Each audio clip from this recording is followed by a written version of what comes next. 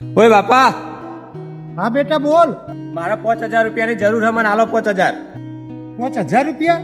5,000 રૂપિયા ચોથી લાવું હું? ઓહો બાપા, 5,000 રૂપિયા. મારા બધા ભાઈબંધો ફરવા જોઈ, હું એમના અંગાત ફરવા જાઉં અને મારા ભાઈબંધો બધા રૂપિયા વાળા, એટલે મારે વટ પાડવા થોડા પૈસા તો જોશી કે જોડે. તું તારા અમીર ભાઈબંધો અંગાત રખડી રખડીને ભોન ભૂલી ગયો બેટા કે તું એક મજૂરી કરીને પૂરું કરતા બાપનો દીકરો હું. કોકનો બંગલો જોઈને આપણું ઝૂંપડું પાડી ના દેવાનું હોય. તમે દર વખત આવા જ નાટક કરો. જાણે હું તમારી જોડે પૈસા માંગુ એટલે તમે ઓકાત અને હેસિયતની જ વાતો કરો. હું મારા શોખ પૂરા ના કરી શકું? તમે તમારી જવાનીમાં કોઈ શોખ કર્યા જ નતા, ડાયરેક્ટ ગયડા થઈ જાઓ. જવાની તો મેં કદી જોઈ જ નહીં. હું એ માણસ છું જેને બાળપણમાંથી સીધો ઘડપણમાં પગ મેલ્યો. હું 12-13 વર્ષનો હતો, મારા બાપાના અવસાન પછી આખા ઘરની જવાબદારી મારા ઉપર આવી અને એ જવાબદારી નિભાવતા નિભાવતા મારી જવાની કઈ પતી ગઈ એ જ મને ખબર નહીં. મેં એવું વિચાર્યું હતું કે જવાનીમાં આલેલા બલિદાનની ઘડપણમાં કદર થશે.